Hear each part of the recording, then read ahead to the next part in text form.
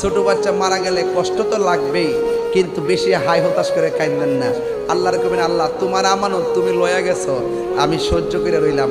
এই বাচ্চারা হাসরের মাঠে কইব, আল্লাহ তুমি যে কইলা বিনা হিসাবে বেহেশতে যাইতাম, ওকে যামু, কিন্তু আমার মা যে ফেডের মধ্যে আমার 10 মাস 10 দিন ধারণ করছে, এই মাটার একটু দেখতে যাইতাম চাই।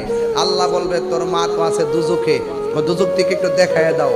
আল্লাহ বলবে, এই ফেরেশতা মালিক, এই বাচ্চার মাটার একটু দুজক থেকে তুললা দেখায় দে।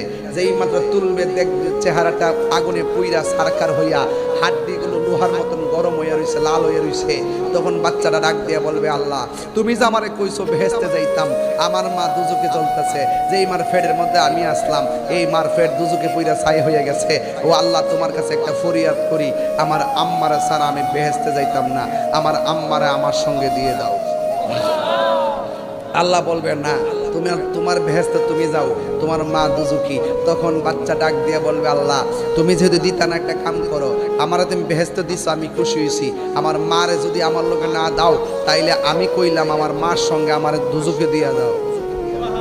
তখন আল্লাহ ডাক দিয়া বলবে, ফেরেশতা রে, দেহস না কুটি মায়া লই আমি বান্দা বানাইছি, আর হেরে অল্প একটু মায়া দিছি, দেহস না কেমনে মাল লাগা ফুলা পাগল, এর সাথে কুটি মায়া না আমি আল্লাহ বান্দার জন্য রাখিয়া দিছি। যা বাচ্চার মা বাপ আরে জাহান্নাম থেকে তুললা তাসনিম নামক পানি দিয়া দয়া এমন ভাবে উপযুক্ত কইরা দিবি, জাহান্নামের একটা চিহ্ন যেন না থাকে। শিকল যেমনি একটার সাথে একটা নিয়ে লাগায় শিকল বানা, ঠিক বাচ্চা তার মা বাপের আঙ্গুলের সাথে শিকল বানায়া জাহান্নামে তাসনিম নামক পানি দিয়া দৌত করাইয়া বাচ্চার মাকে লইয়া দৌড়াইয়া জান্নাতে চলে যাবে।